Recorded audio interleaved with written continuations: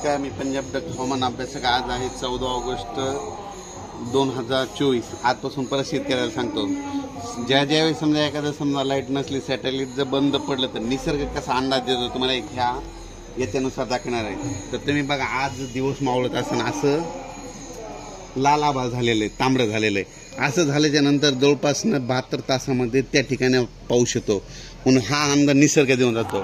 ज्यावेळेस समजा दिवस मावळत असताना पावसाळ्यामध्ये अशी परिस्थिती होते, त्याला त्या भागामध्ये जवळपास 3 दिवसामध्ये त्या ठिकाणी पाऊस येतो। हे कारण निसर्ग सांगतो। राज्यामध्ये आज आहे 14 ऑगस्ट। सर्व शेतकऱ्याला सांगू इच्छितो, आणखीन तुम्ही काय करा, 17 तारखेपर्यंत तुम्ही शेतातले कामे करून घ्या, कारण की राज्यामध्ये 17 तारखेपर्यंत हवामान कोरडं व उष्णता जास्त राहणार आहे। कडक ऊन राहणार आहे, की गरमी राहणार आहे, की खूपच गरमी राहणार आहे। त्याच्यामुळे सर्व शेतकऱ्यांनी अंदाज लक्षात घ्यायचा।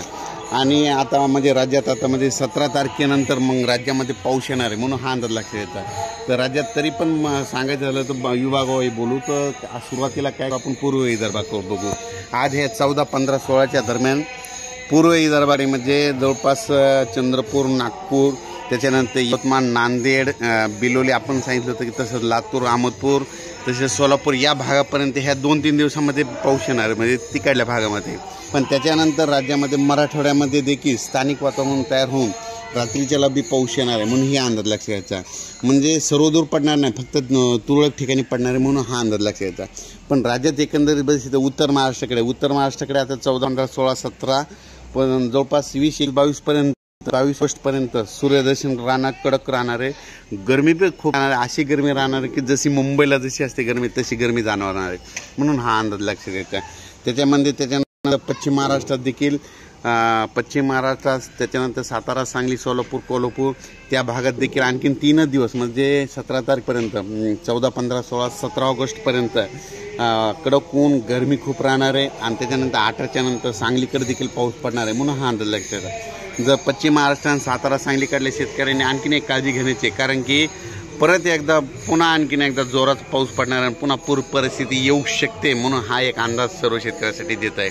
राज्यात एक परत पुन्हा आणखीन मराठवाड्याकडे बघू। मराठवाड्यामध्ये देखील तुम्हाला एक सांगतो की आता 14, 15, 16, 17च्या दरम्यान कडक ऊन राहणार आहे। गरमी इतकी आहे की जशी मुंबईला अशी गरमी जाणार आहे, पण तुरळक ठिकाणी रात्रीच्याला अर्ध्या तासाचा 1 तासाचा पाऊस येईल, पण सर्वदूर पडणार नाही, फक्त तुरळक ठिकाणी पडणार आहे। आणि परत आपण काय करू की आणखीन पूर्व विदर्भ, पश्चिम विदर्भ, तर पूर्व विदर्भ, पश्चिम विदर्भ देखील 2-3 दिवस आणखीन कडक ऊन पडणार आहे, म्हणजे जवळपास 18 तारखेपर्यंत कडक ऊन राहणार आहे, गरमी देखील राहणार आहे, म्हणून हा अंदाज लक्षात घ्यायचा। पण राज्यामध्ये पूर्व विदर्भ, पश्चिम विदर्भात देखील 18च्या नंतर पुन्हा एकदा पावसाचं वातावरण तयार होणार आहे, पाऊस येणार आहे। म्हणून सर्वांना एक विनंती, आता ज्यांचे मूग काढायला आलेले आहे तुम्ही काय करा, 18 तारखेपर्यंत तुमचे मूग काढून घ्या, कारण की 18च्या नंतर पाऊस येणार आहे, पण जोराचा पडणार आहे, शेतातून पाणी बाहेर येणार आहे, म्हणून हा अंदाज। म्हणजे 18 ऑगस्टपासून ते जवळपास 2 सप्टेंबरपर्यंत चांगले 2 पाऊस पडणार आहेत, म्हणून हा अंदाज लक्षात घ्यायचा। आणि तुम्हाला सर्व सांगू इच्छितो की निसर्ग कसा अंदाज देतो सर्व शेतकऱ्याला सांगतो। ज्या वेळेस समजा आज तुम्ही बघा, आज आहे 14 ऑगस्टला ना, खूप ठिकाणी असं तांबडं आभाळ झालं बघा। आजपासून बघा 72 तास मोजा तुमच्या भागामध्ये, त्या भागामध्ये पाऊस येतो का नाही।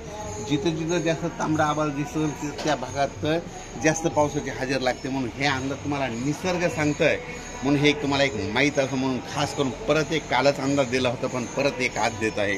म्हणून सर्व शेतकऱ्याला सांगू इच्छितो की राज्यामध्ये सांगायचं झालं तर सध्यामध्ये आता ह्या 14, 15, 16च्या दरम्यान जवळपास 14, 15, 16, 17च्या दरम्यान यवतमाळ जिल्हा, त्याच्यानंतर पुसद, त्याच्यानंतर वाशिम, हिंगोली, त्याच्यानंतर नांदेड जिल्हा, बिलोली, आदिलाबाद, त्याच्यानंतर अहमदपूर, त्याच्यानंतर इकडं कर्नाटकच्या बॉर्डरनं जवळपास ह्या 2-3 दिवस म्हणजे थोड्या मोजक्या ठिकाणी पाऊस येणार आहे, म्हणून हा अंदाज लक्षात घ्यायचा। पण सर्व शेतकऱ्याला सांगू इच्छितो की तुम्ही काय करा, ह्या म्हणजे 18 तारखेपर्यंत आता मुग आलेत काढायला, तर तुम्ही तुमचे मुग काढून घ्या, कारण की 18 ते 2 सप्टेंबर दरम्यान चांगला पाऊस आहे। मग त्याच्यानं पाऊस पडल्याच्यानंतर तुमच्या शेतामध्ये हार्वेस्टर जाणार नाहीत, हार्वेस्टर न गेल्यामुळं तुमचे मुग त्या ठिकाणी अडकून पडतील। त्याच्यामुळं 18 तारखेपर्यंत तुम्ही तुमच्या मुगाची काळजी घ्यावी। आणि अचानक वातावरणात परत मेसेज दिला जाईल। धन्यवाद।